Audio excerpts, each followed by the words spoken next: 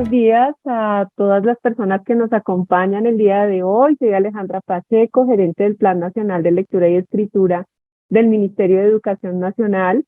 El día de hoy, pues haciendo la apertura a esta quinta mesa, que es la mesa permanente Escuela, Biblioteca y Lenguaje. Es un espacio de diálogo, de reflexión sobre temas de interés para el Plan Nacional de Lectura, Escritura y Oralidad, pero también para el sector educativo en temas de lectura-escritura y para la implementación de la política pública de lectura, escritura, oralidad y bibliotecas escolares, que como ustedes saben se firmó el año pasado, en el 2021, en diciembre, y que hemos venido implementando durante este año, que tendrá una vigencia hasta el 2030 y que esperamos pues esté permanentemente alimentado por las reflexiones de expertos, de académicos, de diferentes actores que pueden aportarle tanto a la implementación, digamos, a la definición de las acciones para el Ministerio de Educación como a las secretarías de educación del país y a los docentes.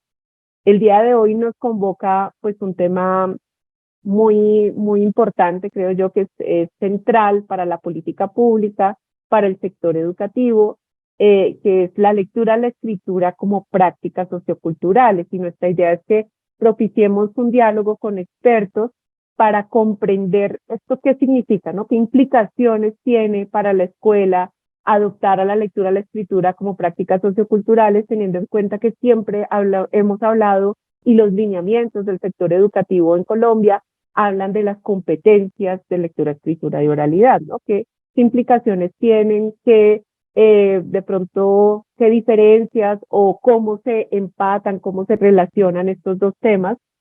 Además, pensar en la biblioteca escolar, ¿no? ¿Qué función cumple la biblioteca escolar desde ese enfoque, ¿no? ¿Qué puede aportarle a la adopción de estas prácticas en la escuela, a la articulación con los maestros y al trabajo que pueden proponer los estudiantes también?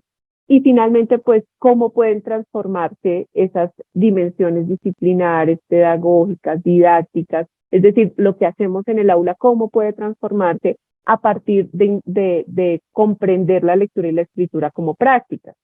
Yo creo que el tema es muy interesante, es de muchísimo valor para la política, para las instituciones educativas, para las secretarías de educación. Entonces, vamos a tener una charla además con dos expertos, dos invitados de lujo.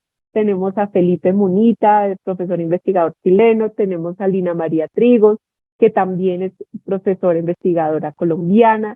Creo que van a entablar una conversación muy interesante, muy enriquecedora. Y pues tenemos además al CERLAL, que es nuestro aliado estratégico en la implementación del plan, y que está Carolina Martínez, quien es la coordinadora técnica del convenio, moderando esta conversación entre estos dos expertos. Entonces, bienvenidísimos a la mesa. Nos acompañan también secretarías de educación, veo aquí a Buga, a Ibagué, a Riohacha, veo a docentes también por aquí conectados en Cundinamarca. Entonces, pues bienvenidísimos. Y bueno, pues Carolina, te doy la palabra para que puedas iniciar nuestra mesa y nuestra conversación. Bueno, muchas gracias Alejandra, muchas gracias a nuestros invitados que aceptaron acompañarnos en esta mesa y sobre todo muchas gracias a ustedes que se han mantenido en todo este ciclo de mesas, incluyendo las del año pasado. Esta es nuestra quinta mesa y realmente pues nos ha sorprendido el poder que tiene generar estos espacios para hablar, generar estos espacios para conversar y sobre todo pues generar en todos ustedes, en todos los territorios, las inquietudes necesarias para seguir profundizando y para seguir desarrollando apuestas que nos permitan hacer realidad la política de lectura, escritura, oralidad y bibliotecas escolares. Desde el CERLAL queremos darles las gracias, queremos mantener esta invitación. En septiembre tendremos nuestra sexta y última mesa por este ciclo de este año y bueno, ha sido un verdadero placer. Para empezar, quiero presentarles pues, a nuestros invitados. Como ustedes ya, pues quienes nos han acompañado y para quienes se vinculan nuevos en esta dinámica, pues queremos contarles que vamos a iniciar con la charla de Felipe Munita, que nos va a acompañar por cerca de media hora. Luego tendremos a nuestra profesora Lina Trigos durante otra media hora y luego abriremos el espacio para preguntas. Recuerden que ese espacio de preguntas para nosotros significa mucho. Queremos escucharlos, queremos escuchar sus voces, sus inquietudes. Así es que por favor no duden en expresarlo a través del chat. Nosotros vamos a estar muy atentas de recoger todas esas inquietudes y transmitirlas a nuestros expertos del día de hoy.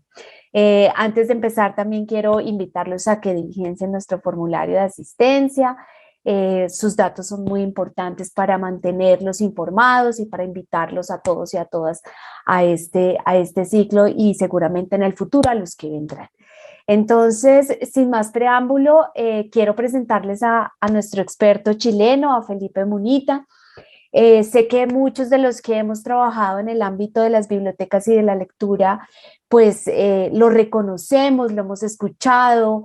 También esta es una invitación para que conozcan su nuevo libro, del cual yo creo que ahorita también Felipe nos hará un breve recordatorio para que lo conozcan, para que lo lean, porque sin lugar a dudas, pues toda su producción representa un gran aporte para el ejercicio de la mediación lectora y escritura y pues mucho más en este contexto escolar.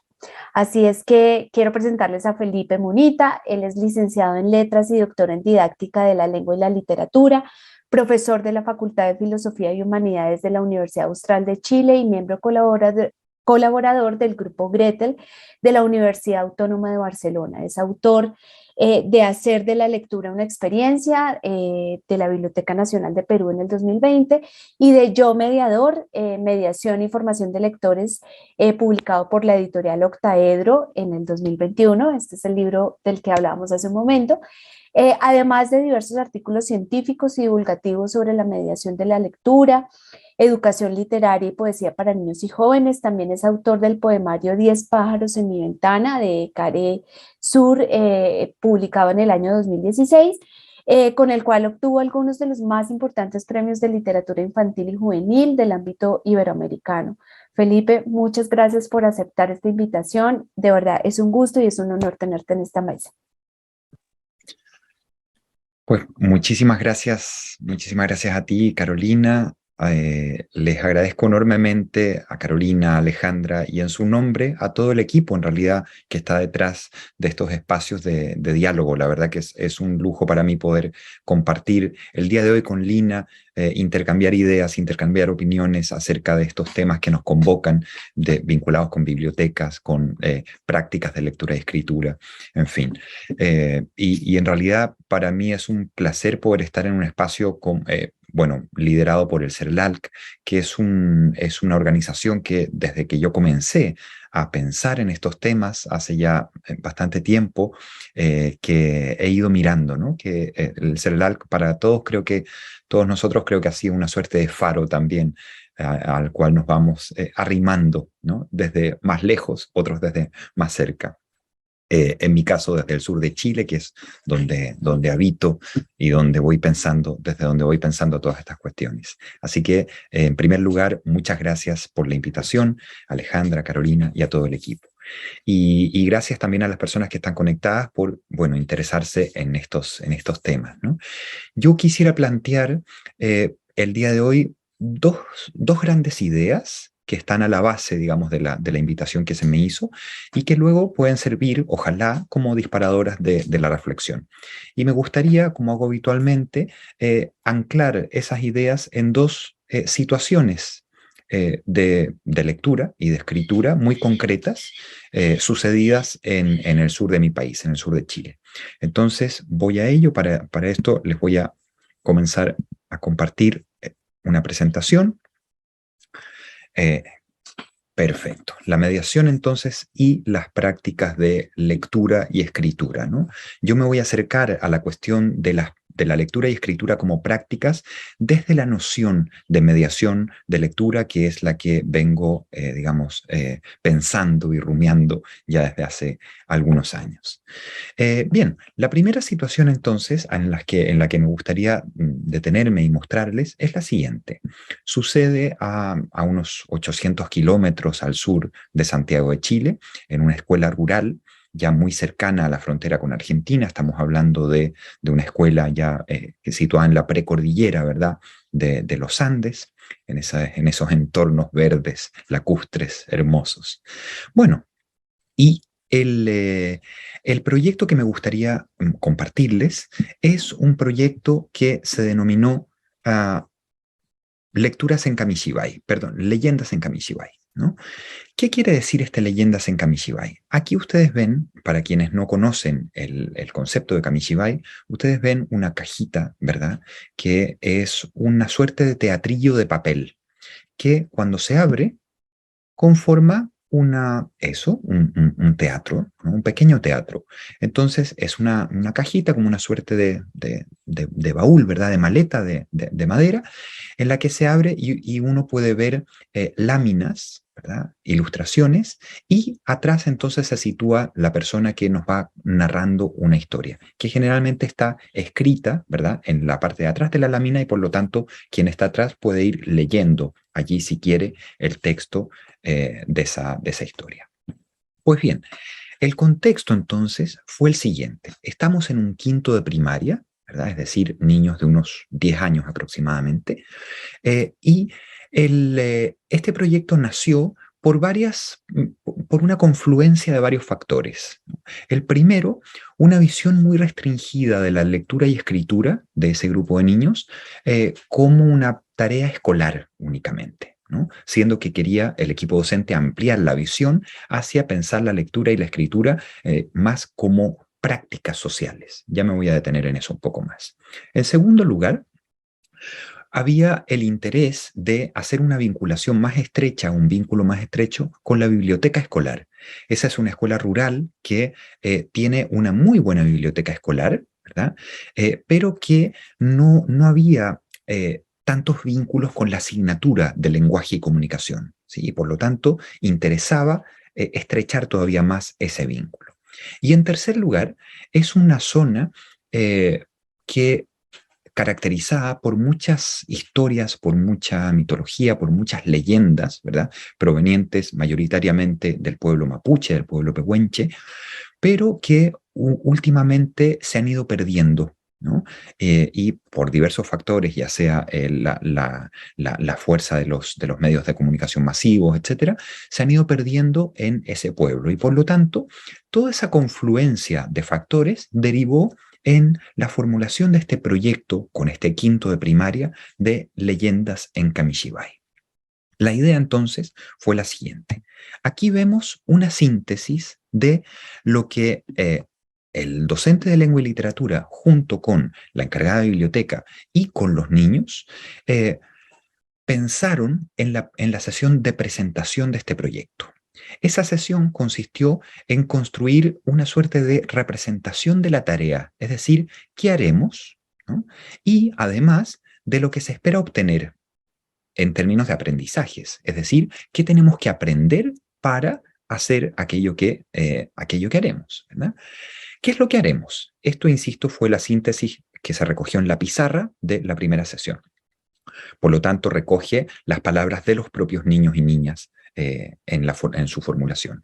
Haremos un Kamishibai con historias y leyendas de nuestra comunidad, ¿no? Entonces, el objetivo base fue pensar que esos niños y niñas de quinto de primaria iban a recoger historias orales, ¿verdad?, leyendas e historias orales de su propia comunidad, entrevistando a abuelas, abuelos del pueblo, y eso lo iban a transformar en un Kamishibai, es decir, iban a recontar esas historias, esas leyendas que escucharon de los abuelos, de las abuelas, para contarla a través de un Kamishibai.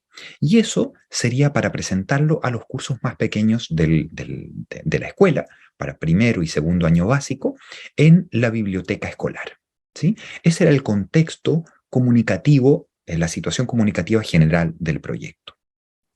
Luego se planteó qué necesitamos saber para hacer este proyecto. En primer lugar, necesitamos, e insisto, esto recoge textual las palabras de los niños, necesitamos saber cómo se hace un kamishibai. Necesitamos también saber qué son los mitos y leyendas para luego poder ir a recopilar, ¿verdad? A recoger esas historias. Necesitamos saber cómo se cuenta una leyenda, es decir, si es que la vamos a narrar oralmente, a leer oralmente, pues cómo hacer una lectura expresiva, una lectura, ¿no?, en voz alta que dé juego para el oyente, ¿no? Necesitamos saber cómo se ilustra un relato para kamishibai y necesitamos también leer bien nuestra historia. ¿Qué material necesitamos? Pues un kamishibai, entonces eso se lo vamos a pedir a la tía Idet, que es la encargada de biblioteca y que tenía un kamishibai, entonces tiene un kamishibai en la biblioteca. Necesitamos cartulinas, entonces se hizo una carta al profe Manuel, que es a quien se le podía pedir las cartulinas, y necesitamos pues las historias. Y es para eso entonces vamos a preguntar a los abuelos del pueblo, ¿verdad? Aquí tenemos el contexto general del proyecto, ¿no? Ya tenemos una representación mental de la tarea, el qué haremos, y de ciertos aprendizajes que necesitamos obtener, disciplinares algunos, más transversales otros, para poder hacer aquello que vamos a hacer, ¿sí? Les voy a mostrar a continuación algunos fragmentos, digamos, algunas fotografías del proceso vivido para realizar este proyecto. Por ejemplo, aquí tenemos parte del proceso a nivel de la escritura. Como les contaba, estos niños, una de las primeras tareas que hicieron fue recopilar historias contadas por los abuelos, por las personas mayores del pueblo, ¿verdad? Entonces, primero fueron a recoger esas historias. Y luego la idea era que ellos la recontaran, la reescribieran con sus propias palabras, ¿no? Entonces aquí hay un proceso de revisión de un grupo, eran grupos formados de unas 3 personas, acerca de la primera versión que ellos mismos habían escrito sobre una historia que habían recogido de uno de los abuelos. La historia es de una leyenda que es Licanray y el español, ¿no? Licanray, que era una hermosa hija, ¿verdad?, de un cacique mapuche y que se enamora, ¿verdad?, de un español. Entonces, lo interesante es que aquí están sucediendo varias cuestiones a nivel de la textualización y de la revisión. Por supuesto que nos podremos dar cuenta que hay una revisión a nivel de cuestiones básicas como, por ejemplo, ortografía, acentual o puntual o literal, ¿verdad? Pero también hay revisión, es decir, hay toma de conciencia de los niños en relación, por ejemplo, a cuestiones como la cohesión, ¿verdad? Por ejemplo, la flores, ¿verdad? Se da cuenta que es necesario agregar ahí, si es que aquí flores está en plural, pues es necesario agregar el plural aquí también. Esta es la primera versión que habían escrito ellos, que habían pasado en limpio en el computador, ¿sí? Se dan cuenta también de cuestiones que funcionan a nivel más bien de la macroestructura, es decir, de la coherencia global del texto. Por ejemplo, se dan cuenta de que no funciona que la leyenda termine aquí. Ellos se fueron viendo a escondidas hasta que se dieron cuenta de que se enamoraron, ¿no? Y por lo tanto, la continúan a partir un poco de lo que recordaban que les había dicho el abuelo, ¿verdad? Luego tenemos una nueva versión, que es esta, ¿verdad? Una versión ya más definitiva, ¿no? Y me interesa, por ejemplo, que nos fijemos en el final, ¿no? Esta pareja de enamorados, ¿verdad? Se dan cuenta de que quieren darle continuidad a su amor, pero sabían que sus padres no los dejarían estar juntos, ¿no? Entonces, por eso se fueron a unas islas cercanas, todos los buscaron, pero nunca los encontraron, y aquí viene algo interesante, ¿no? En vez del pero, sacan el pero y ponen, se dice que cuando hay humo en una isla es que su amor está ahí, ¿verdad? O es que el amor, perdón, de estos dos jóvenes está ahí, ¿no? ¿Por qué me interesa que nos detengamos aquí? porque es interesante observar cómo estos niños movilizan saberes provenientes de lecturas que hicieron de las leyendas que había en la biblioteca para integrarlos aquí. Por ejemplo, están formulaciones como el se dice que, muy propias de la oralidad, muy propias de las leyendas, de la mitología, que ellos incorporan aquí. Es decir, me recuerda mucho esto una cita de Daniel Cassani. Hace muchos años él decía, un buen escritor sabe muchas cosas acerca del texto que escribe, que está escribiendo, ¿no? Y por lo tanto, necesitábamos que estos niños y niñas supieran muchas cosas acerca de cómo se escribe una leyenda, para luego poder escribirla de la manera lo más correcta posible, lo más fiel posible al género discursivo que están escribiendo, ¿verdad? Y para ello se generó todo un proceso de trabajo de vinculación con la biblioteca escolar. Me explico. Se hizo una selección de leyendas, de libros que traen leyendas, de buenos libros que tenían leyendas, y se hizo una lectura extensiva e intensiva de esos libros, ¿verdad? Se hicieron sesiones, por lo tanto, de la clase de lenguaje y comunicación en la biblioteca para leer esos libros y a partir de esa lectura para ir aprendiendo características de este género discursivo. ¿Cómo se cuenta una leyenda? Y así fueron viendo, por ejemplo, marcas textuales como el uso del se dice que. Se dice que hace mucho tiempo o se dice que cuando hay humo en una isla es porque el amor de estos dos jóvenes está ahí, ¿no? Pues bien, veamos qué sucedió a nivel de la gráfica, de las ilustraciones, porque decíamos que un kamishibai se acompaña, ¿verdad?, en este teatrillo de papel de unas láminas también que van contando la historia visualmente, ¿verdad?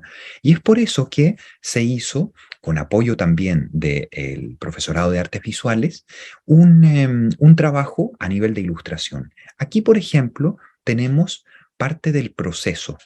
No es que se llegara y se ilustraran las láminas, digamos, de una sola vez, sino que se hizo pues un storyboard para pensar cuáles podrían ser los distintos fragmentos de la historia y se llegó finalmente a 6 láminas que podrían representar, digamos, cada uno de estos seis fragmentos. Si ustedes aquí se pueden dar cuenta, los niños marcaron diversos fragmentos, el 1, el 2, el 3, el 4, el 5 y el 6, de manera tal que estos se condicen con estas láminas. Y vemos aquí las láminas en su versión final, ¿verdad? Es decir, ya con su portada, el Canray el español, con las 6 ilustraciones correspondientes y luego con una ilustración de fin, ¿verdad? Con la bandera del español y la bandera del Canray, la bandera mapuche. Todo esto realizado por los niños y niñas, ¿sí? Y vemos aquí también fotografías de parte del proceso de ensayo de los trabajos que luego iban a presentar, ¿no? Es decir, ya de la puesta en escena. Aquí vemos, por ejemplo, a unos niños comenzando el ensayo. Tienen ahí la maleta esta del kamishibai.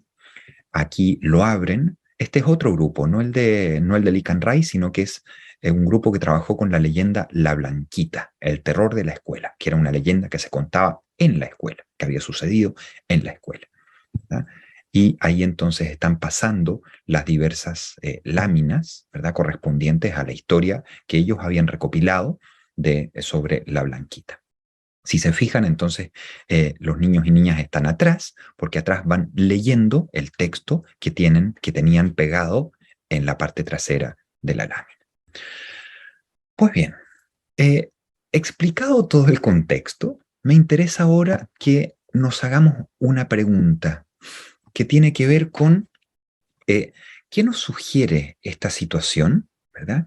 Y qué información nos da, y esta es la que me parece más importante, sobre la lectura y la escritura como prácticas socioculturales, ¿verdad? Aquí pasaron varias cosas que a mi juicio son de interés. La primera es pensar la lectura y la escritura mucho más allá de de una simple tarea escolar. Es decir, aquí se lee y escribe con un determinado propósito comunicativo, muy concreto, un propósito comunicativo que le da sentido a el esfuerzo de emprender, digamos, actividades de lectura y de escritura, ¿verdad? Es un propósito comunicativo que tiene destinatarios muy concretos. No se escribe, no se lee y escribe para la profesora, para el profesor. Se lee y escribe e incluso se corrige y se revisa y se reescribe aquello que estamos escribiendo porque queremos que quede lo mejor posible, porque vamos a presentar estas historias para los niños más pequeños. Fíjense también el acto de relevancia, ¿no? Que un niño de quinto, una niña de quinto, sabe que él va a ser transmisor de historias de su propio pueblo, de su propia comunidad, para los niños más pequeños de la escuela, que van a ir un día a la biblioteca escolar, se van a sentar allí en las mesas, en las sillas, etcétera, y van a escuchar nuestra historia.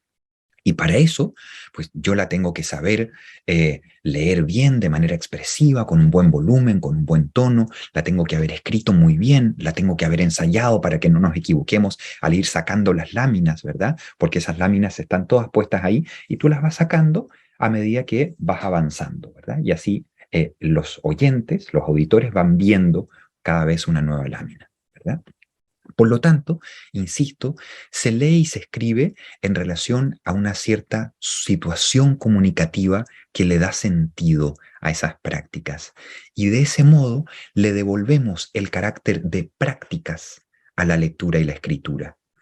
Quienes leemos y escribimos en entornos extraescolares, leemos y escribimos con ciertos propósitos que son muy diversos, desde entretenernos o degustar pues, la lengua cuando leemos una novela, un poema, hasta pues, cuando le escribimos a un WhatsApp a alguien, oye, voy a llegar un poco más tarde. Todo eso tiene ciertos propósitos que son muy diversos, ¿no?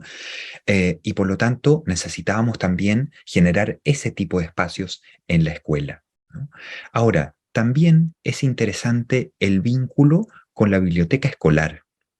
La biblioteca escolar queda no como un espacio aislado en la escuela, sino que queda como un espacio que establece diálogos continuos con la asignatura, con las asignaturas, en este caso de lengua y literatura, que necesita de la participación de la encargada de biblioteca, de la selección de textos que hay en la biblioteca, de la lectura de textos y de sesiones que vamos a hacer en la biblioteca para aprender cosas del género discursivo que luego tenemos que escribir, etcétera, etcétera. Y también me parece relevante, no quisiera dejar de comentarlo, la cuestión de entender la lectura y la escritura como modos también de apropiación de las propias formas culturales de mi comunidad, de mi entorno sociocultural, ¿verdad? Esta fue una manera, a través primero de la investigación con los abuelos y luego de la reescritura de esas novelas, de participar activamente de esa tradición, ¿verdad?, cultural propia, ¿no? Por lo tanto, hay aquí algunas ideas, simplemente sintetizo, que me parecen relevantes de esta primera situación. Una situación comunicativa en la que se inserta un determinado producto discursivo, que es el kamishibai, y que le da sentido a las prácticas. Un diálogo con formas culturales propias de la comunidad. Una interrelación de diversos tipos de actividades y de formas de aproximación a los libros y a las prácticas letradas. Esto no lo comenté y también me parece muy interesante. No hacemos una sola cosa con los libros, con la lectura, con la escritura. Hacemos múltiples cosas. Nos acercamos primero a los libros para saber cómo se escriben las leyendas. Luego, pues nos acercamos a ver algún kamishibai para ver cómo se cuentan los kamishibai. Nos acercamos a la práctica de escritura y de reescritura y de reelaboración de esa escritura, pues para contar de la mejor manera posible nuestras historias. Perfecto. Y finalmente, hay una amplia diversidad de corpus de lectura y un continuo diálogo con la biblioteca escolar, que deviene un lugar de consulta, un lugar de realización de prácticas culturales, ¿verdad? Quisiera agregar una pregunta más. y es por qué es importante la mediación en estos procesos y no dejar solos a los niños de, ok, vamos a hacer este proyecto, pues que les vaya bien, ¿no?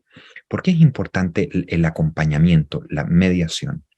Y aquí voy a recoger otra situación que sucede en la misma escuela precordillerana del sur de mi país y que suelo usar como un ejemplo porque creo que es muy gráfico, digamos, así que tal vez alguien ya lo haya leído también en alguno de mis textos o lo haya visto en alguna otra charla, ¿no? Y es el siguiente. Eh, Catalina es una integrante de este quinto de primaria que realizó el proyecto de Leyendas en Kamishibai, ¿no? Y su docente un día llegó con este libro, probablemente conocido por todas y todos ustedes, un clásico ya de la LIG contemporánea, Voces en el Parque de Brown, y llegó entonces con varios ejemplares al aula, ¿verdad? Y la primera reacción de Catalina fue, no, qué lata, yo ya conozco ese libro y es aburridísimo, ¿no? Bueno, no era un muy buen primer pie, digamos, para comenzar la sesión, ¿verdad? Dejaba en una situación medio complicada al docente. Pero bueno, de todas formas se hizo en la sesión, luego se hicieron varias otras sesiones de trabajo sobre este libro y en una entrevista, 3 semanas después, en una entrevista de lectura con Catalina, ella comenta, yo había visto muchas veces ese libro en la biblioteca y no lo pedía porque lo encontraba fome, que es un chilenismo para decir, pues muy aburrido, y así como medio raro. Pero ahora que lo vimos aquí me gustó mucho, es entretenido y tiene unas ilustraciones bacanes, como que te hacen imaginar. Ya lo he leído varias veces, ¿no? Y es interesante saber que, por ejemplo, Catalina, en un proyecto posterior de hacer afiches para presentarle a otros nuestro libro favorito, escribió, bueno, entre medio pasaron muchas situaciones de lectura guiada, de conversación literaria, de discusión literaria, etcétera, de Catalina con su grupo. Y Catalina, en ese proyecto de crear afiches sobre su libro favorito, meses después, eligió precisamente Voces en el Parque. Entonces, misma pregunta, ¿qué nos sugiere esta situación y qué información nos da sobre la mediación de lectura? Nos sugiere algo que para mí es muy importante, y es que en los discursos de democratización de la lectura, muchas veces se ha hablado de la importancia del acceso al libro, a los materiales de lectura, ¿verdad? Y sí, por supuesto que es muy relevante y tiene que continuar siendo una línea de trabajo clave de nuestros planes, de nuestras políticas públicas. La cuestión es que el caso de Catalina con Voces en el Parque nos muestra que el mero acceso no basta no basta por sí solo para formar lectores y lectoras. Porque Catalina, en el acceso directo al libro, en su biblioteca escolar, no había establecido ningún diálogo con ese libro. Lo había encontrado aburrido, raro lo había encontrado, porque es un libro complejo, ¿no? Convendrán conmigo en eso, en que es un libro difícil, ¿verdad? Y entonces Catalina, pues por sí sola, no había logrado entablar un diálogo con ese libro. Y en cambio, luego de una serie de actividades de lectura guiada, de mediación, de discusión literaria, pasó a ser no solo un libro que le gustó mucho, sino que su libro favorito. Esto nos muestra que es necesario acompañar los procesos de lectura y de escritura para ayudarles a los niños y niñas a avanzar un poco más allá de lo que podrían avanzar por sí solos, por sí solas, ¿verdad? Podríamos hablar, para ya ir cerrando, para luego generar el espacio de diálogo y darle el pase también a mi compañera, podríamos hablar entonces de la mediación como una situación que muchas veces se pone en medio entre dos partes en desacuerdo. Hay una cierta situación de conflicto aquí en el caso de Catalina con Voces en el Parque. Y del mediador como aquel que ayuda a construir el significado de una actividad que no necesariamente pertenece al mundo inmediato del sujeto. Hay muchos niños y niñas que no han tenido en sus entornos familiares, sociales de pertenencia, situaciones múltiples de acercamiento gozoso a la cultura escrita. A esos niños y niñas especialmente son a quienes tenemos que acompañar para dotar de sentido a esas actividades. Y que eso promueva cambios orientados a crear vínculos, a dar sentido gracias a la intervención mediadora. Lo interesante es que estos casos nos muestran que la mediación desplaza el centro de interés desde las disciplinas escolares, que había sido el eje, el rey sol, ¿verdad?, de toda la pedagogía tradicional, hacia las personas, que son las que viven procesos de apropiación del universo de contenidos y prácticas de esas disciplinas. ¿Y esto para qué? Pues para que la lectura, ojalá, se constituya como una experiencia, ¿verdad? Pero una experiencia que surge de múltiples mediaciones que ayudan a experimentarla, tal como sucedió en estas dos situaciones. Y esto cierro entonces con una cita que me gusta mucho de Jorge La Rosa, quien nos dice: la experiencia de la lectura, si es un acontecimiento, no puede ser causada, no puede ser anticipada como un efecto a partir de sus causas. Lo único que puede hacerse es cuidar de que se den determinadas condiciones de posibilidad. Y sobre esas condiciones de posibilidad fue que trabajó el equipo docente de la Escuela de Catalina y de sus compañeros. Muchísimas gracias. Felipe, muchísimas gracias. Yo creo que ha sido muy placentero escucharte, porque además partir del ejercicio propio en el aula, yo creo que nos va acercando mucho más a lo que esperan estas mesas, y es que al final estas conversaciones, disculpen, que estas conversaciones logren tener efectos disruptivos en la práctica docente y en los procesos de enseñanza y aprendizaje. Así que de verdad ha sido muy interesante. Yo quisiera señalar, hay muchas cosas que se nos vienen a la cabeza después de tu conversación, pero me gustaría resaltar algo que me pareció muy bello en este ejercicio del Kamishibai, y es que justamente es el sentido el que nos conduce a la formalidad de la escritura también, ¿no? Es decir, que primero hay una relación íntima con ese propósito comunicativo que tú mencionabas, para luego sí llegar como a los aspectos formales de la escritura, y creo que ese es un elemento realmente que diferencia y que puede generar prácticas distintas en la escuela, sin dejar de reconocer lo que hacen nuestros maestros día a día en el aula, pero sí mostrándoles otra manera de acercarnos a la cultura escrita.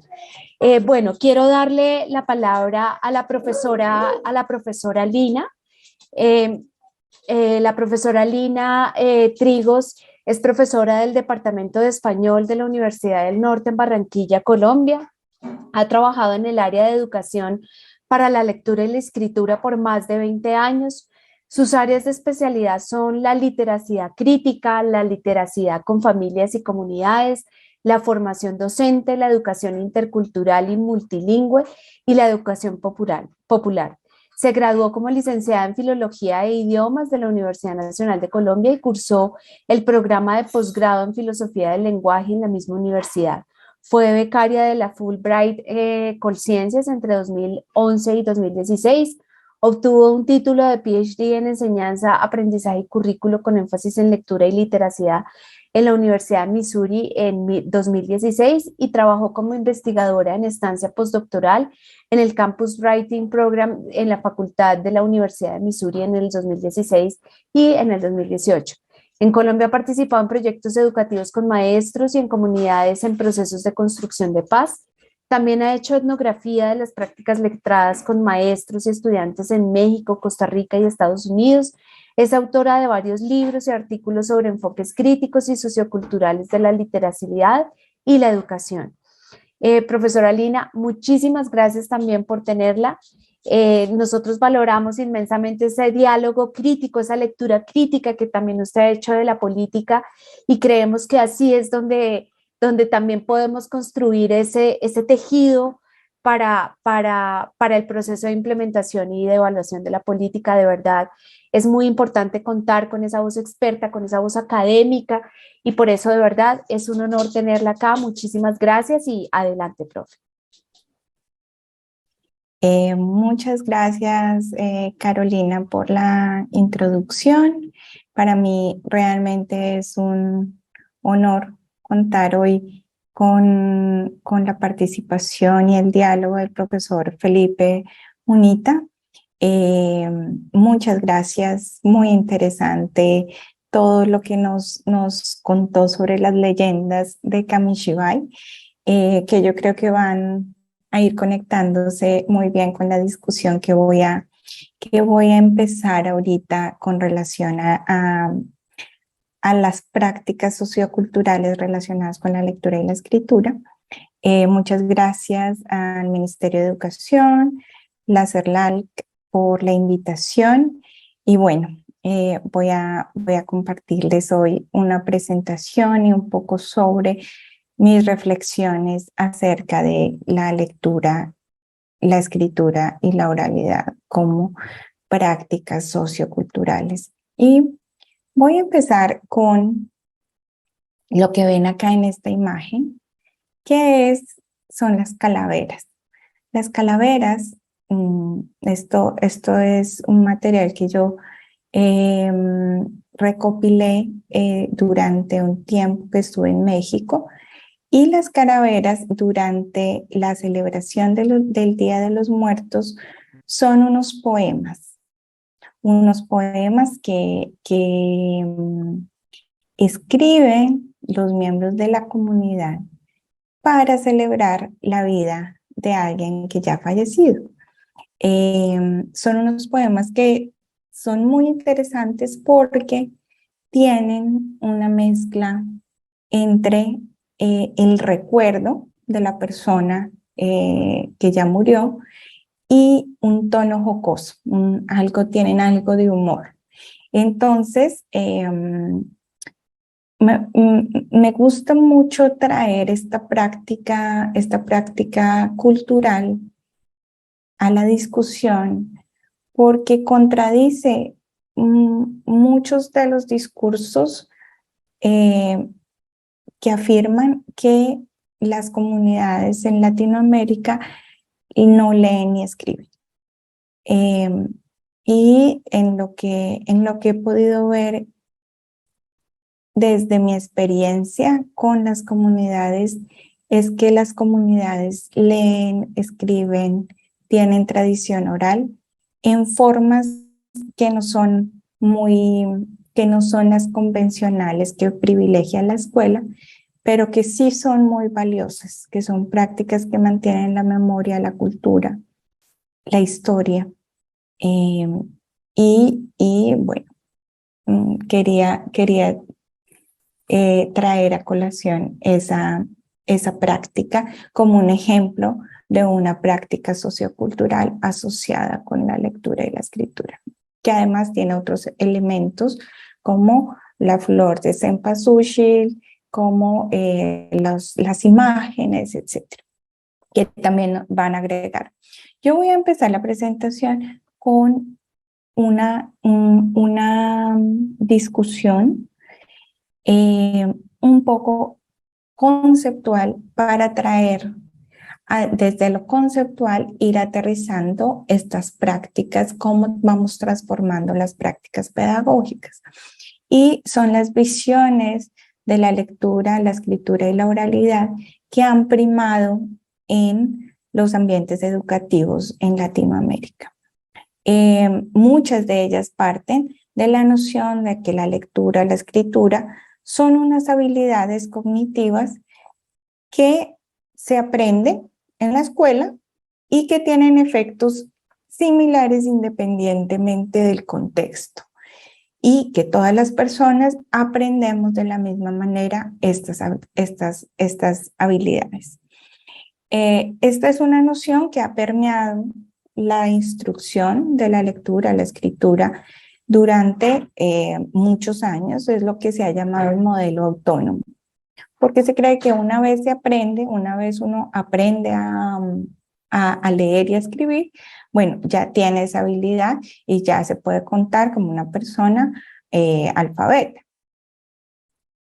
Las perspectivas socioculturales surgen un poco en oposición a esta postura del modelo autónomo, Eso no quiere decir que no reconozcan que son habilidades cognitivas, sino que reformulan esa noción.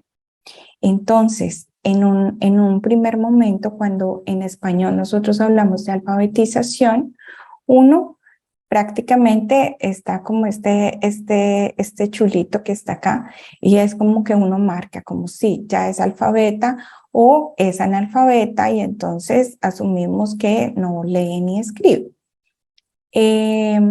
Por eso, algunos académicos latinoamericanos hemos asumido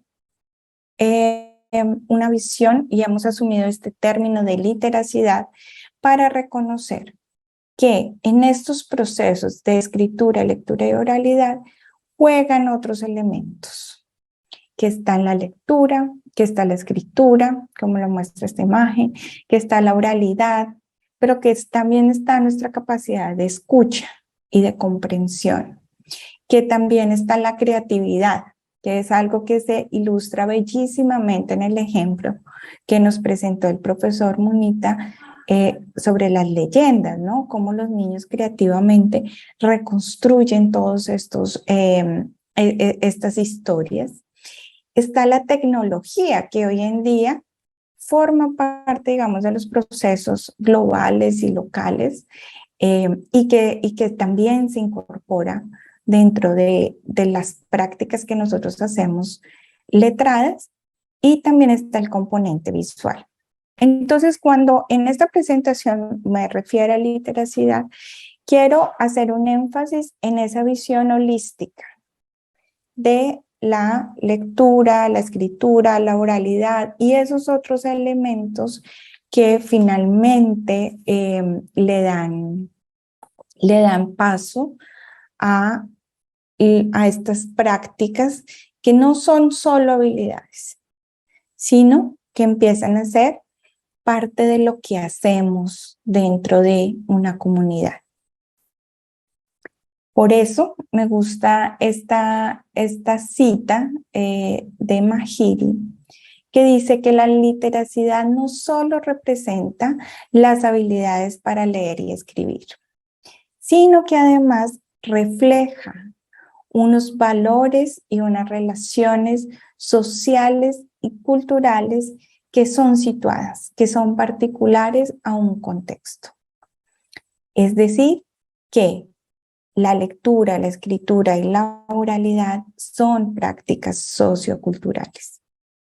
¿De dónde viene? ¿Cuál es el origen un poco de esta idea de que la lectura y la escritura son prácticas socioculturales?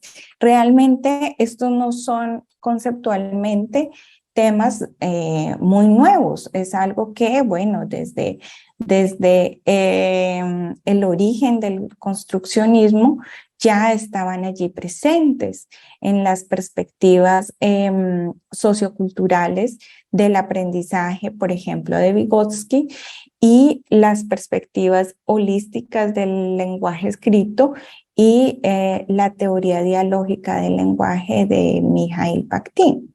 Yo quiero hacer énfasis aquí porque no me quiero quedar en la teoría, pero sí quiero hacer énfasis en dos elementos. Uno que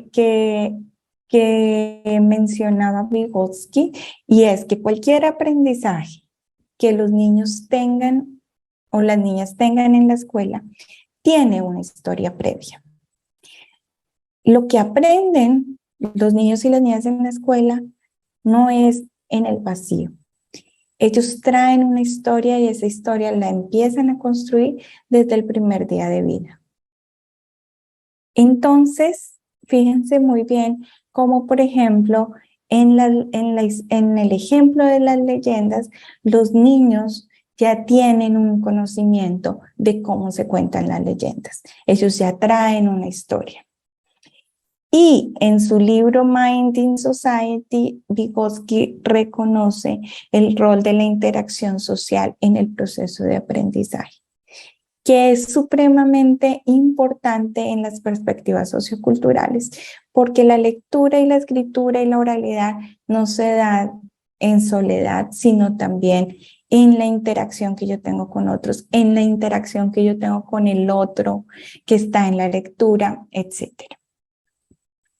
Y de Bakhtin quisiera yo retomar.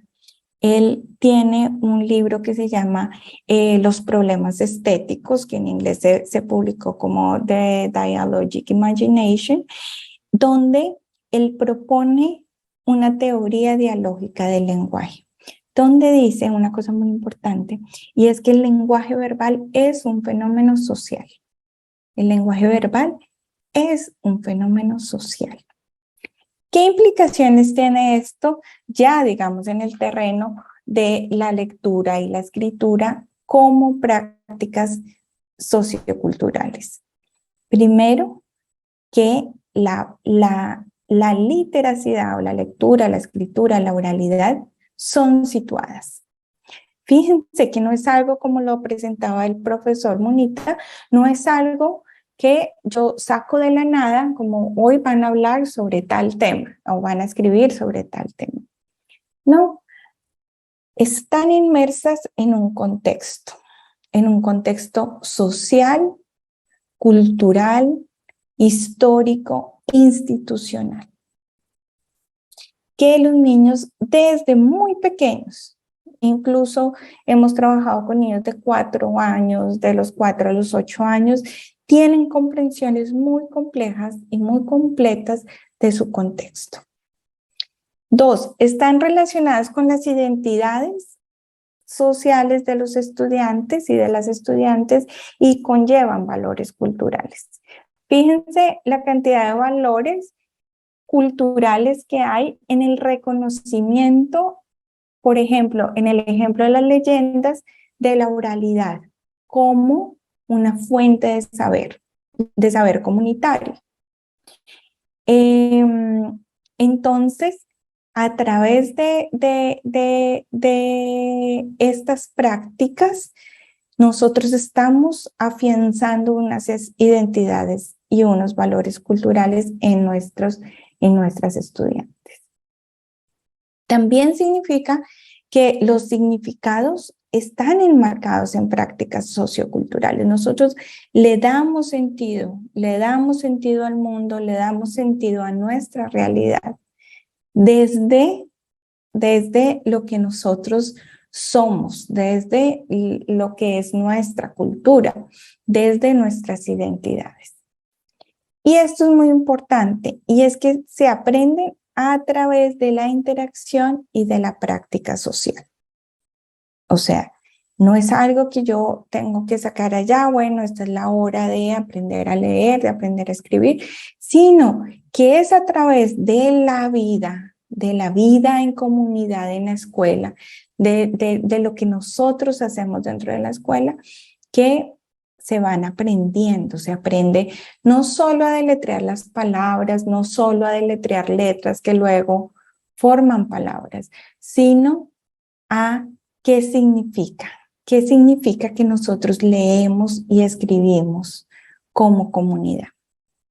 ¿Qué significará entonces esto para la escuela? Yo acá les quería traer un ejemplo también de México, y ahorita paso a Colombia, de qué pasa cuando hay esa desconexión entre lo que ocurre dentro del aula y lo que ocurre por fuera. Este es un ejemplo. Cuando yo llegué a Veracruz a hacer este trabajo, hacía un mes que había ocurrido la desaparición de los normalistas de Ayotzinapa.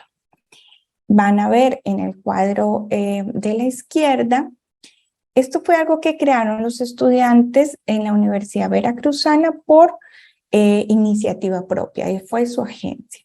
Ellos iban recortando los periódicos de las noticias, porque en principio no se sabía qué había pasado con los normalistas, e iban comentando las noticias, iban comentando qué pasaba, qué se sabía, dónde habían noticias falsas, etcétera, que no estaba, digamos, tenían una secuencia lógica. Entonces ellos todos los días hacían esto. Esto pasó el 7 de octubre del 2014, perdón. En ese mismo 7 de octubre, como ven la imagen de la derecha, el maestro en la clase les dictó, esto lo tenían que hacer los estudiantes y las estudiantes, copiarlo a mano, porque él creía que si lo copiaban en el computador, se iban a copiar del internet. Entonces les dictó para que copiaran a mano 50 preguntas que los estudiantes debían responder en un máximo de 100 palabras. Pero como lo tenían que hacer a mano, los estudiantes tenían que pasar las 50 preguntas a otra hoja y después contar manualmente que la respuesta no sobrepasara las 100 palabras. Lo que los estudiantes al final hicieron para resolver la tarea era simplemente ir al internet en sus celulares, buscar la respuesta y se la dictaban al compañero. Y el compañero la copiaba a mano, luego ellos contaban el número de palabras y ya. En esta tarea de que el maestro les dicta las 50 preguntas, los estudiantes pasan las 50 preguntas a las hojas en limpio, copian las respuestas, etcétera, se demoran más o menos 2 semanas pues de la clase, del tiempo de clase. Mientras que por el otro lado estaban estas prácticas sociales que tenían que ver con lo que estaban viviendo, con la preocupación que tenían por lo que estaba ocurriendo en Ayotzinapa. Y qué iba a pasar con las familias y cómo se iban a organizar. Entonces ya ellos se organizaron, mandaron unos mercados, etc. Entonces fíjense cómo este ejemplo muestra a veces la desconexión entre la instrucción o lo que está ocurriendo en el aula y lo que está ocurriendo fuera de ella. ¿Qué implicaciones entonces tendría pensar de esta manera para la escuela? Primero, que como institución social, la escuela posiciona ciertas formas de leer, de escribir y de hablar como las correctas o apropiadas. Y muchas veces eso va en detrimento de las tradiciones orales, de las formas de escribir, de leer, de las comunidades, de grupos culturales muy particulares, cuando ya desde la sociolingüística sabemos que no hay formas de leer, escribir y hablar correctas, sino que pertenecen a un contexto, responden a una situación social, comunicativa, política. Entonces, allí hay que tener mucho cuidado con conocer muy bien el contexto en el que estamos trabajando. 2, las prácticas socioculturales, ¿cómo pasamos nosotros a que algo se convierta en una práctica? Piensen mucho cómo ustedes celebran las festividades en diciembre. ¿Cómo saben ustedes que esa es la forma en que se celebra en su familia de esa manera? Bueno, porque es como lo hemos hecho siempre, ¿verdad? Como que no siempre es exactamente igual, pero que mantiene un significado y una esencia. Entonces, las prácticas socioculturales se afianzan a través de la interacción y la participación. No es tener un evento, y ahí hay un concepto muy lindo de Shirley Bryce Heath, que es pasar de eventos, que tenemos a veces el evento, la hora de lectura, el evento de literacidad, a la práctica, a que dentro de las cosas que hacemos como comunidad en nuestra aula, en nuestra escuela, leemos y escribimos para diferentes cosas, ¿verdad? Con diferentes motivos y a veces simplemente para disfrutar de la lectura. Entonces, solo se vuelve una práctica cuando se engrana dentro de las cosas que hacemos, así como nos saludamos por la mañana, así como tenemos otros rituales dentro del aula de clase, entonces se vuelve una práctica. Desde esta perspectiva, la enseñanza debe reconocer las prácticas que se dan por fuera de la escuela.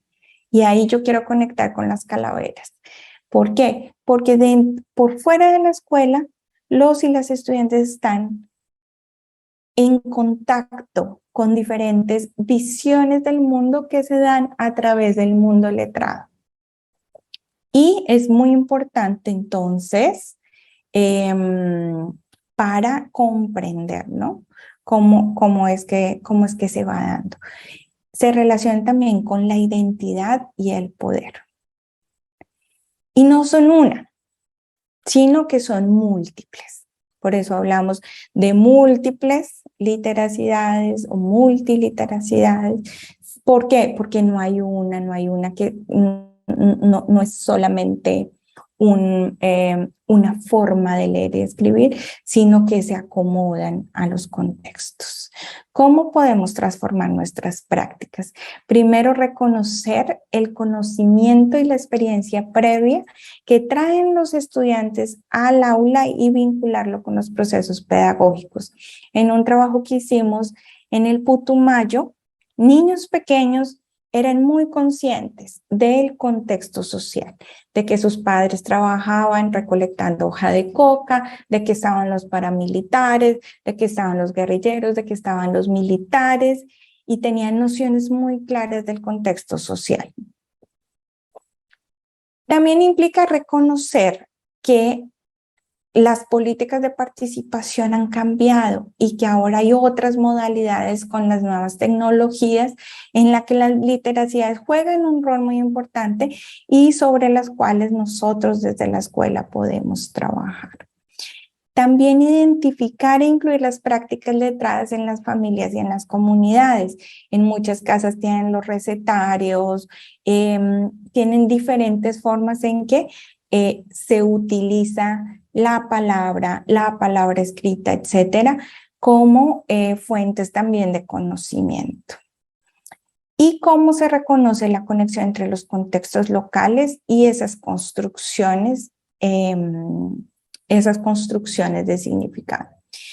Hay algo que es muy importante que vincula también las prácticas socioculturales y es que ya no podemos dejar de lado las habilidades socioemocionales, porque con la pandemia estamos viendo que ahora que los niños y las niñas vuelven a la escuela, tienen una cantidad de necesidades, de emociones que también son parte de la experiencia de aprendizaje de la lectura, la escritura y la oralidad. Reconocer el poder transformador, que yo quisiera quedarme con ese mensaje y allí con el rol dinamizador de las bibliotecas. Actualmente nosotros tenemos muchas historias que cuentan sobre nuestros contextos latinoamericanos. No sé, tengo acá Letras al Carbón, que habla de los procesos de literacidad en Palenque, acá en Colombia, o de Casucá, que habla sobre los problemas de agua en uno de los barrios de Bogotá.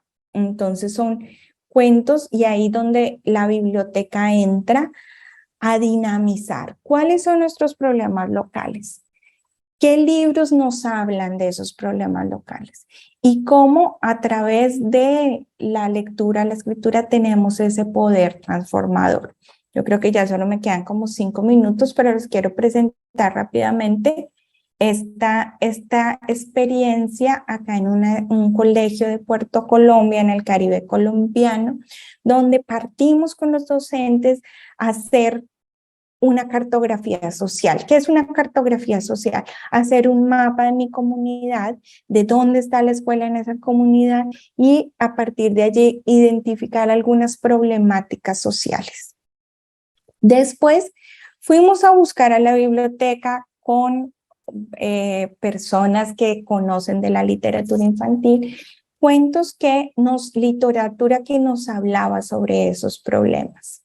Y cómo a partir de allí yo genero unas actividades pedagógicas para que los niños y las niñas formulen solución a sus problemas, que pueden ser problemas del aula, problemas de la comunidad, problemas de la escuela, pero donde se vaya dando la transformación social. Porque no es solo que la literacidad, la lectura, la escritura, la oralidad son prácticas sociales, sino que son prácticas que nos permiten a nosotros ser agentes de cambio, de transmisión de conocimiento, de transformaciones también sociales en nuestros entornos. Entonces los quería dejar, digamos, con ese mensaje puntual para poderle dar paso a la conversación con el profesor Felipe. Muchísimas gracias, profesora Lina, de verdad, ha sido muy enriquecedor escucharla. Yo creo que usted ha aportado unos elementos absolutamente necesarios y es como esa transformación hacia la literacidad, ¿no? Yo creo que todos hemos tenido muchas dudas, inquietudes de cómo entender la literacidad y cómo este concepto de alguna manera implica unas nuevas miradas acerca de los procesos y de las prácticas de lectura y escritura. De verdad, muchísimas gracias. Yo creo que con eso también usted incorpora unos elementos también súper importantes como esas habilidades socioemocionales que ahora después de la pandemia se han hecho mucho más evidentes, pero yo creo que esas necesidades ya venían antes de la pandemia también. Y creo que ahí también hay un reto enorme para saber de manera muy concreta cómo todos quienes tenemos que ver de alguna manera con el acto educador y con los procesos de aprendizaje y de enseñanza, pues también tiene que invitarnos a pensarnos y a deconstruirnos quizás en nuestras prácticas y en nuestro relacionamiento con los niños, con las niñas, con el conocimiento y con esas prácticas también didácticas. Muchísimas gracias. Bueno, queremos invitar a todos los que nos están acompañando a que nos cuenten, pues a que nos transmitan todas sus inquietudes. Hemos estado muy atentos del chat y de verdad muchísimas gracias. Tenemos personas de todo el país, de muchas secretarías de educación. Mil gracias por esta participación. Y yo quiero empezar esta conversación con una pregunta, y es que hace poco tuvimos la oportunidad de escuchar también desde el Ministerio a la Subdirección de Primera Infancia con un tema y con una preocupación que yo creo que nos atañe a todos, y es ese interés y ese gran esfuerzo que está haciendo el Ministerio y que seguramente también muchas secretarías de educación están haciendo, y es de cómo logramos transformar las prácticas de la enseñanza de la lectura y la escritura, en tanto que aún persisten pues modelos muy tradicionales, por ejemplo, de la plana, ¿no? De hacer muchas planas, de estar hablando todavía, digamos que muy intensamente de la conciencia fonológica, de hablar de los fonemas y una de las cosas más interesantes que escuchábamos en esa charla es que, pues efectivamente, sabemos que es un proceso que lleva tiempo, que no se da inmediatamente, pero yo quisiera preguntarles desde su perspectiva cuál es esa posible ruta para transformar esos modelos de enseñanza, entendiendo que habrá cosas importantes en ese modelo anterior, o cómo poder ir modelando para llegar en algún momento pues como a construir un modelo lo suficientemente sólido que justamente nos lleve a esa visión holística y que contemple todos esos aspectos, incluyendo pues todas estas habilidades socioemocionales, la oralidad, la escucha, la tecnología, la posibilidad también de reconocer esos saberes comunitarios en todo ese proceso de enseñanza, como nos lo ha mostrado Felipe y pues también tú, Lina. Entonces, bueno, no sé, le doy la palabra a Felipe. ¿Qué opinan ustedes? Yo creo que la discusión debiera centrarse en, claro, tú preguntas qué rutas, ¿no? ¿Qué rutas seguir? Yo creo que hay que pensar cuál es el horizonte hacia el cual queremos avanzar, ¿no? Porque a partir de ahí las rutas son muy diversas y son múltiples y no hay unas únicas rutas, ¿no? Porque si no, esas rutas únicas se transforman en recetarios que están muy lejos de las perspectivas teóricas que tanto Lina como yo defendemos, ¿no? Entonces, ¿hacia dónde queremos avanzar? Pues queremos avanzar hacia pensar la lectura, la escritura y la oralidad como prácticas, ¿no? Ahí a mí me parece que hay un norte hacia el cual avanzar. Luego, los caminos que elijamos para eso, si es que van a ser múltiples, pero tenemos claro ya que ese es el norte. Y si tenemos claro que ese es el norte, luego tenemos que ser coherentes con los caminos que dibujemos para avanzar hacia allá. Es decir, si es que yo quiero que mi norte sea la lectura y la escritura como prácticas, no puedo seguir llenando planas por llenar planas. No, porque ahí estoy, digamos, estoy siendo poco coherente en relación con hacia dónde quiero ir y cómo quiero ir hacia allá, ¿no?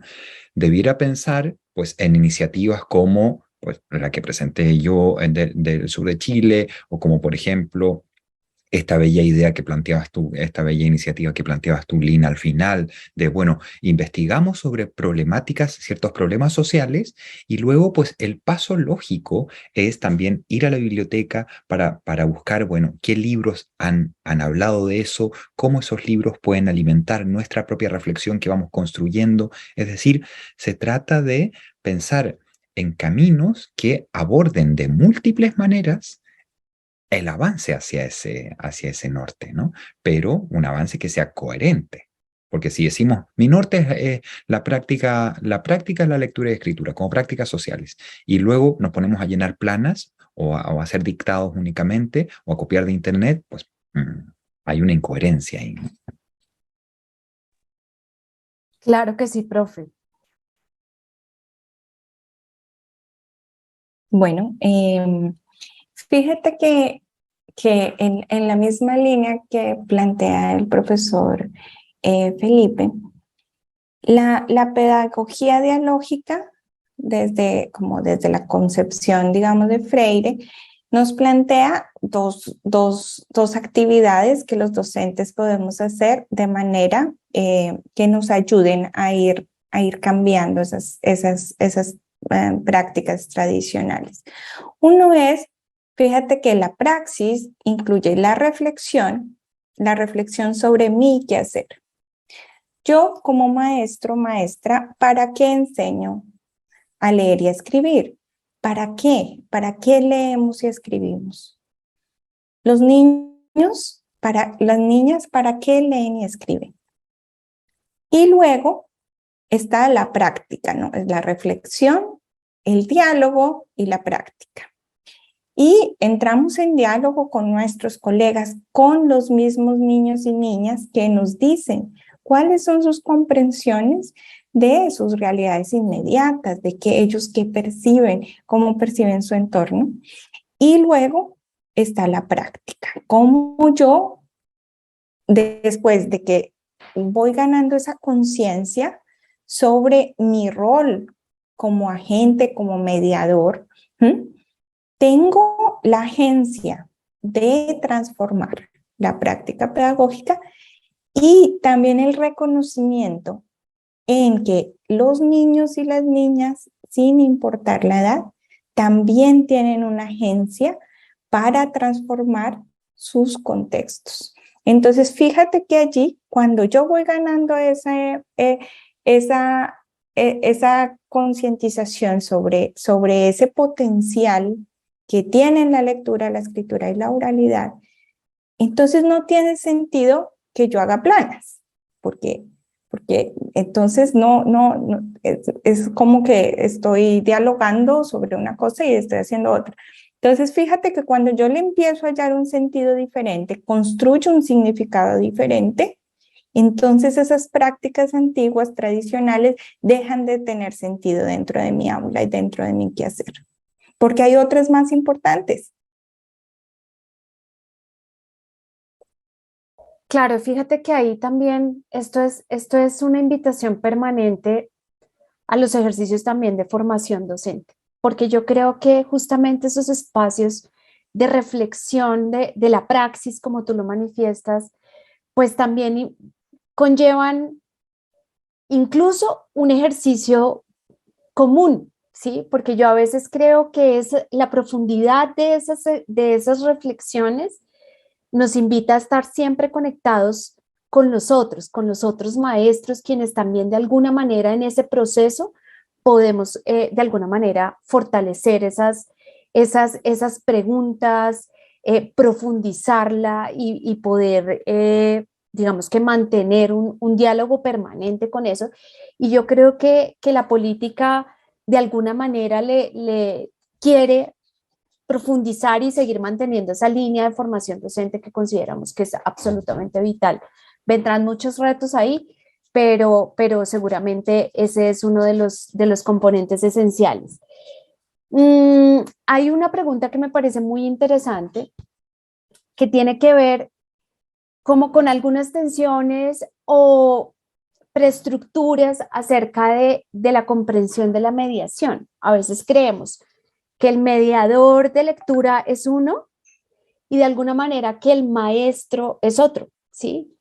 Es decir, ahí hay como como un prejuicio, ¿no? En el día a día de que uno es el promotor de lectura, como muchos en Colombia los conocemos, y otro es el maestro. ¿Qué podemos hacer para aliviar esas tensiones o transformar ese prejuicio que hay sobre la mediación, ¿no? Claro, a mí por eso me gusta más y abogo por el concepto de mediación, porque realmente es un concepto que puede, digamos, nos ofrece una síntesis, porque pensar al maestro, a la maestra, al profesorado como mediador, ¿verdad? Implica pues, recoger muchas de las cuestiones que se han discutido acá. Implica, por ejemplo, ¿qué supone pensar la mediación en contexto educativo? Pues la raíz de la mediación en contexto educativo está en un autor que citaba Lina, que es Vygotsky, ¿verdad? Está en la zona de desarrollo próximo, es decir, en aquella diferencia que hay entre aquello que puede hacer el niño por sí solo en un momento determinado y aquello que puede hacer con la ayuda, ¿verdad?, de un mediador. Entonces, ya no se trata de pensar al mediador como alguien externo, como alguien que está fuera, sino que se trata de repensar el rol del profesorado en tanto mediadores de lectura, ¿verdad? Y eso, a mi juicio, nos sitúa en una lógica de acompañamiento de los procesos que viven nuestros niños y niñas, porque eso desplaza el eje articulador de nuestras prácticas, como decía yo antes, desde la disciplina en sí hacia las personas que viven procesos de aproximación a esas disciplinas, de apropiación de los saberes propios de esas disciplinas. Entonces, a mí me gusta mucho el concepto de mediación para explicar, en el fondo, el nuevo paradigma que debiese ir adquiriendo progresivamente el docente en la escuela nueva, ¿no? Profe Lina. Y fíjate también que eso apunta a otro tipo de relaciones, de relacionamiento, porque ahorita está muy dividido. ¿Quién es el que hace el rol de promotor? ¿Quién es? Los padres allá como en otra, la comunidad, y bueno. No, todos somos miembros de una comunidad que lee, que escribe, o sea, cuando empezamos a ser miembros de una comunidad, nos comprendemos como miembros de esta comunidad. Entonces, establecemos relaciones que ya no son verticales, sino relaciones horizontales, donde todos estamos en este diálogo para contribuir a que con los niños, con ellos, hablando con ellos, con ellas, vinculándolos también a, bueno, ¿qué vamos a hacer? Y acá en el chat veía un comentario de la profesora Amparo Clavijo, que también ha trabajado mucho las pedagogías de la comunidad. Y en el trabajo de las pedagogías de la comunidad es eso, cómo yo salgo y conecto también con la comunidad, ¿no? porque todos estamos en este trabajo. Como la práctica de la literacia no es solo la práctica en la escuela, sino cómo podemos apoyar para que sea la práctica en la familia, en la casa, por fuera, cómo conecto yo también con esas realidades. Entonces, eso no es una labor de una persona. Es lo que hacemos todos. Y eso también nos implica pensar a nosotros cuáles son nosotras como maestras, cuáles son nuestras prácticas de literacidad. Yo qué leo, yo qué escribo, los niños, las niñas, qué me ven a mí hacer con, qué me ven a mí lograr con las prácticas letradas, ¿no? Total, fíjate que yo creo que eso que apuntas también nos conecta con un comentario de Fernando Mora en el chat que dice que sí, es una pregunta, ¿no? ¿Las bibliotecas escolares deben desescolarizar la lectura? Y yo le sumaría a esa pregunta algo interesante que tú has planteado y es que la práctica educativa tiene que ver con todo el entorno cultural, comunitario de la escuela y de los individuos. Y en ese sentido, a mí me resulta muy valioso pensar que la biblioteca escolar allí puede ser como ese medio que nos permite ampliar el currículo, sacarlo del aula y poder encontrar a través de las bibliotecas esas posibles conexiones con esos demás actores comunitarios. Y en ese sentido, pues también quiero preguntarles cómo encuentran ustedes esos diálogos necesarios entre el sector cultural y el sector educativo, porque yo creo que ahí hay mucho de esa ampliación de ese currículo, de esa ampliación de la práctica hacia las comunidades. Si quieres, para cambiar el orden, profe Lina. Bueno, fíjate que esto me hace pensar en un concepto muy bonito de la profesora Cris Gutiérrez, que plantea este concepto de un tercer espacio. Cuando hay un tercer espacio, el tercer espacio, que en este caso puede ser la biblioteca, es un espacio donde las niñas y niños pueden ser algo diferente a lo que se espera de ellos, por ejemplo, en el aula de clase. Entonces, ahora pienso que se me ocurre que la biblioteca en muchos casos se puede volver en ese tercer espacio, que no es el aula, que no es el lugar institucionalizado donde, bueno, vamos a ver las asignaturas, pero que les abre un espacio a las niñas y los niños para ser lo que ellos realmente son, que se puedan expresar en sus identidades más propias, sus identidades sociales, y también cómo la biblioteca puede ser un puente para construir una comunicación con la familia y la comunidad. Es decir, que yo invito, como invito yo, para que por ejemplo, los padres vengan y nos cuenten sus historias orales, o nos compartan a veces de las cosas, o cómo construimos proyectos donde escribamos todos, etcétera, hagamos algún libro, bueno, qué sé yo. Entonces fíjate cómo la biblioteca allí, entre otros, pueden ser otros terceros espacios, se me ocurre ahorita a mí, la biblioteca como ese espacio donde se abre la oportunidad para otras interacciones, otras oportunidades de ser. Es muy bonita esa idea del tercer espacio y yo agregaría a eso que a mí en lo personal la noción que se planteaba en la pregunta de desescolarizar la lectura no me gusta, no adhiero mucho a ella porque creo que le ha hecho mucho daño a la mediación, mucho daño a la mediación de la lectura.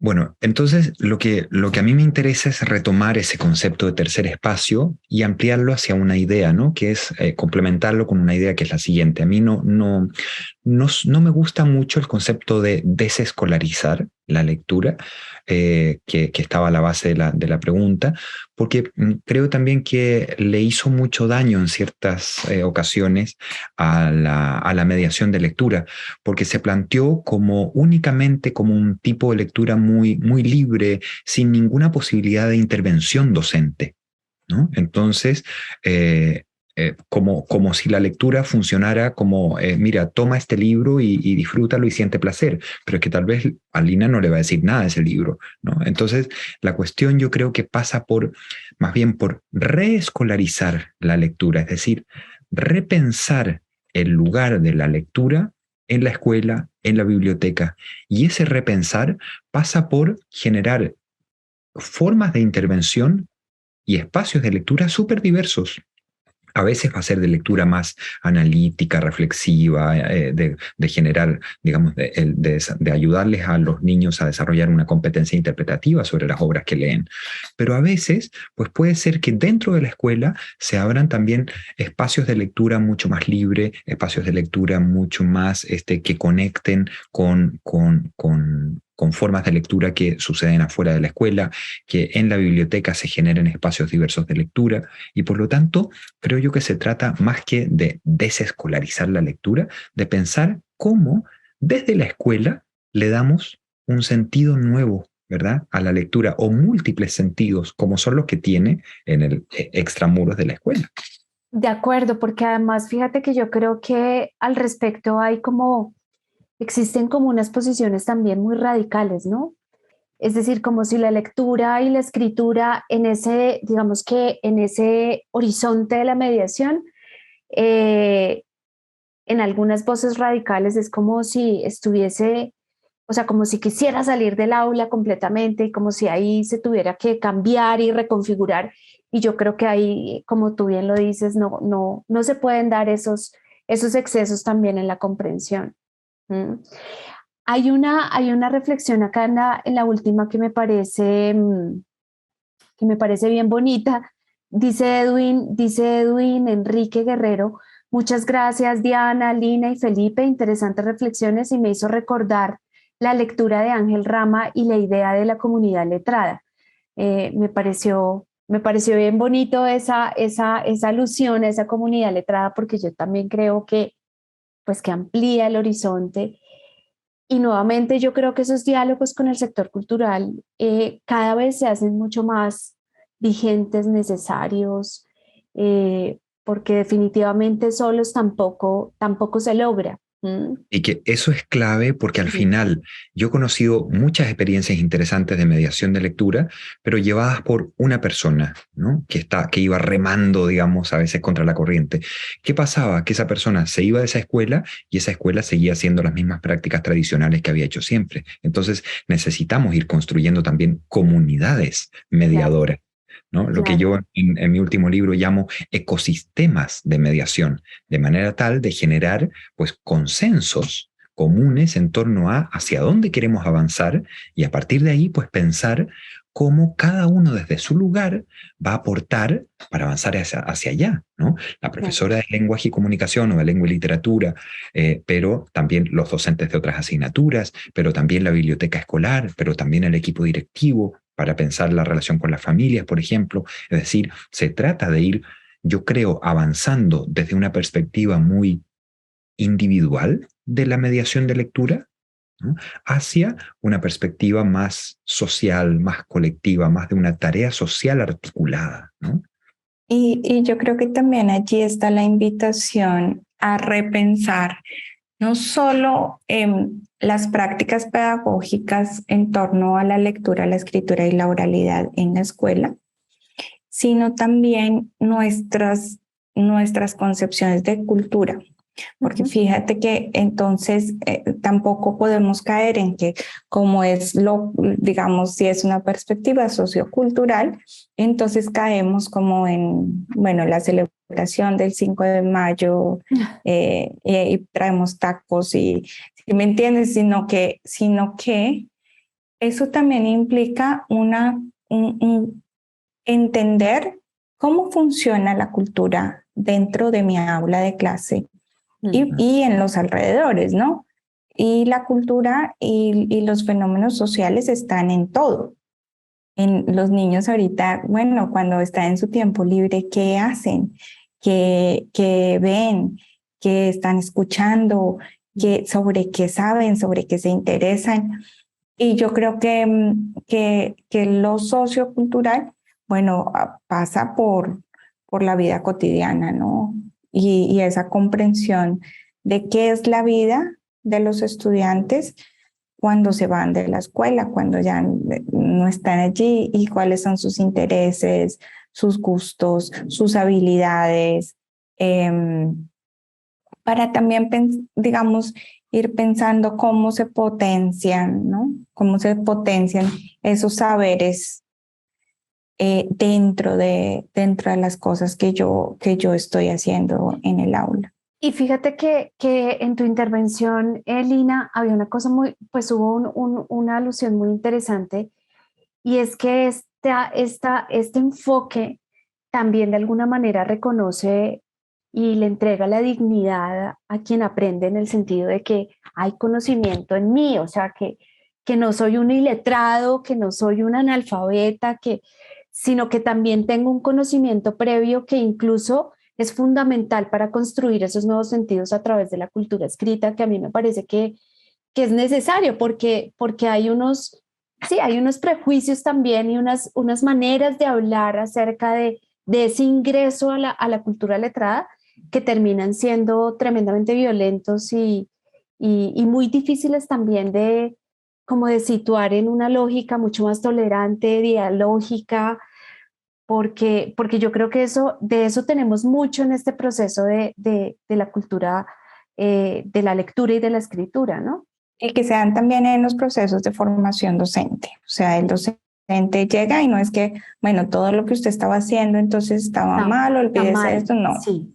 Sino que también los docentes, dentro de su experiencia, de su saber, también han venido incorporando y su intuición de cómo va cambiando el entorno les está diciendo que hay algo que ellos tienen que cambiar, que a veces ellos podrían no saber exactamente cómo hacerlo, pero que no es algo que podemos ignorar y llegar como si, bueno, entonces ya borre todo lo que usted lleva haciendo 10, 15 años y entonces vamos entonces ahora a hacer otras cosas porque es es un reconocimiento, ¿no? del otro en su humanidad, ¿no? En lo que sabe, en sus experiencias, etcétera. Entonces eso se da tanto con los niños y niñas como con los maestros también. Completamente de acuerdo. Completamente de acuerdo. Fíjate que ahí nosotros también hemos tenido unos procesos muy interesantes de diálogo con los docentes y hemos encontrado efectivamente que hay cosas que es necesario transformar, sin lugar a dudas, pero en estos diálogos del plan, por ejemplo, con el territorio, donde hemos tenido la posibilidad de estar, me atrevería a decir que casi que en todo el país, visitando colegios, especialmente de la ruralidad, pues ahí es donde uno se encuentra con esas incoherencias de este discurso vertical, ¿no? Porque uno dice, pues sí, tú puedes llegar y querer traer un discurso nuevo, renovador, pero cuando tú te vas a la práctica también te encuentras, pues que hay otras condiciones en las que es necesario dialogar y entender, y ese conocimiento del territorio solo lo tiene el docente, no lo tiene nadie más. Y por eso es que desde una perspectiva sociocultural, la receta es imposible. Exacto. Es imposible porque las prácticas solo se construyen desde ese contexto propio e incluso también desde las propias trayectorias de cada uno, no solo de los niños y niñas, sino que también pues esas trayectorias preprofesionales, ¿no? Como llamar Maurice Tardif a todo ese conjunto de saberes que tenemos los docentes antes aún de estudiar la formación inicial, ¿verdad? Porque hemos visto 14 años a personas haciendo de docentes, ¿no? Entonces, como toda esa trayectoria preprofesional, las creencias y concepciones que yo tengo sobre lo escrito, sobre la enseñanza, es decir, desde una perspectiva sociocultural, las prácticas se construyen en esa confluencia, ¿no? De factores. Sí. Y yo quería invitarlos a que conozcan uno de los proyectos del plan que se llama Territorios Narrados. Esta es una colección, es un proyecto que viene desde el 2011, es uno de los proyectos que yo diría que se ha mantenido dentro del plan, que pues es un proyecto editorial y educativo sobre la base del fortalecimiento de capacidades comunitarias para la edición,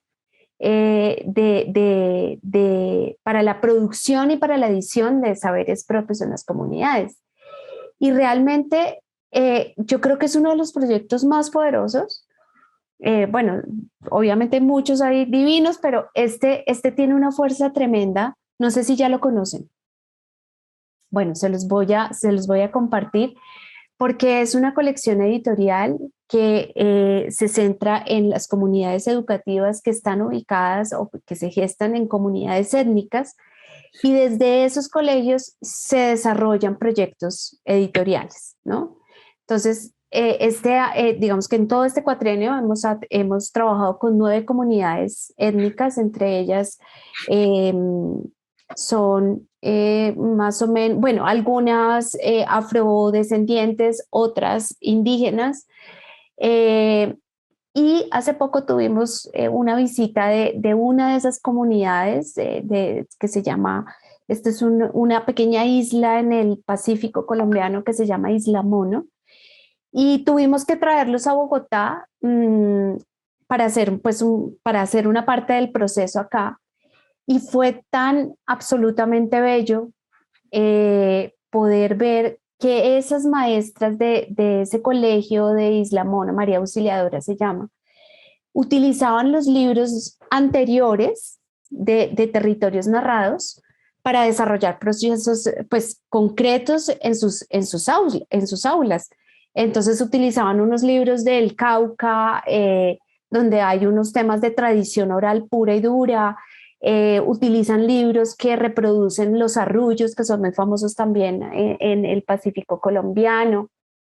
Entonces, fíjate que yo a veces sí siento que hay material no suficiente, seguramente nos falta mucho, pero que ojalá que también la política y estas apuestas de política pública pues se mantengan en esa línea también de producir este tipo de contenidos, de reconocer y de dignificar esos saberes en pro también del proceso de enseñanza y aprendizaje, no solo como un objeto de valor, quiero decirlo que no suene raro, pero sí como un objeto cultural en sí mismo que tenemos en las bibliotecas, sino que también tiene un gran sentido en el proceso educativo. Se los voy a compartir. Genial, pues en ese camino estamos avanzando, todos nuestros países ahí con nuestras particularidades, pero en ese camino vamos avanzando Sí. Y por lo mismo es maravilloso poder también participar de estos espacios de diálogo, ¿no? Para conocer Sí, claro que otras sí. realidades, otras maneras de pensar Claro que sí. estas cuestiones. Bueno, pues ha sido un placer tenerlos. Lamento mucho esta dificultad tecnológica porque creo que iba muy bien esa conversación pública.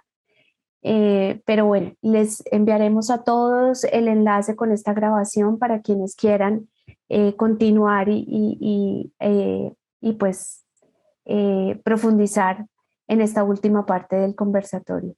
Muchísimas gracias. Vamos a dejar de grabar. Entonces, muchas gracias a todas las personas que nos acompañaron desde todas las regiones del país. Un gran abrazo y nos veremos muy pronto en el mes de septiembre en nuestra última mesa de este año. Y muchísimas gracias a Lina, muchísimas gracias a Felipe, de verdad fue un espacio súper interesante que ojalá podamos seguir manteniendo, porque yo creo que la reflexión pues se quedó corta frente al gran reto que hay en esta apuesta. Entonces, pues nada, muchísimas gracias y un gran abrazo para todos.